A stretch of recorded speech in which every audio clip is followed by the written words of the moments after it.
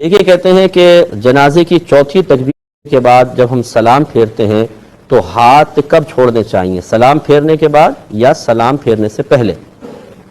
देखिए सुन्नत तरीका यह है, जैसे ही चौथी तकबीर फेरी जाए फौरन हाथ खोल दें।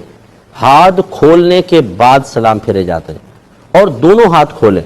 बाद वक़्त आप देखेंगे एक छोड़ेंगे अस्सलाम वालेकुम रहमतुल्लाह, फिर अस्सलाम वालेकुम, फिर दूसरा छोड़ेंगे।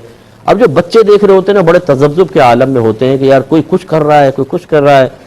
सही तरीका यही है जो हमने आपकी खिदमत में जिक्र किया। मैं अपने बड़ों से भी गुजारिश करता हूँ जो मतलब माशाल्लाह सफ़ेद रीश भी हैं, हमेशा दीन सीखा करें। आपने सुनी सुनाई चीज़ों से बाद वक़्त चीज़ को अपनाया होता है, इसमें कोई लड़ाई झगड़े की बात नहीं, कोई मैं अपनी बड़ाई बयान नहीं कर रहा हूँ, ना आपकी हकारत बयान करना मकसूद है। खुदारा चीज़ सीखने से सही आती है। एक दफ़ा अपनी नमाज जनाजा जो कुछ आप नमाज में पढ़ते हैं ये सब किसी को चेक करवा दें। हो सकता है आप साल से गलतियां कर रहे हो।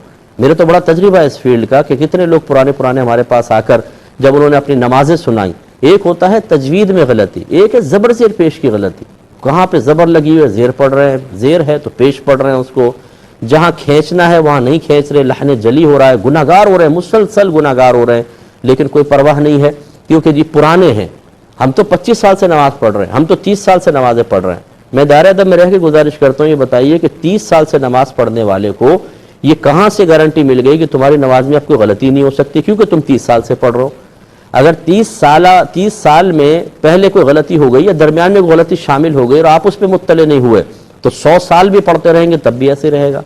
मेरे आका सल्लल्लाहु अलैहि वसल्लम ने इरशाद फरमाया, ये हदीस सुनिए गौर से, कि बंदा 60 बरस तक नमाज पढ़ता है लेकिन उसकी कोई नमाज मकबूल नहीं होती, इसलिए कि रुकू सही करता है तो सजदा गलत कर देता है और सजदा सही करता है तो रुकू गलत कर देता है।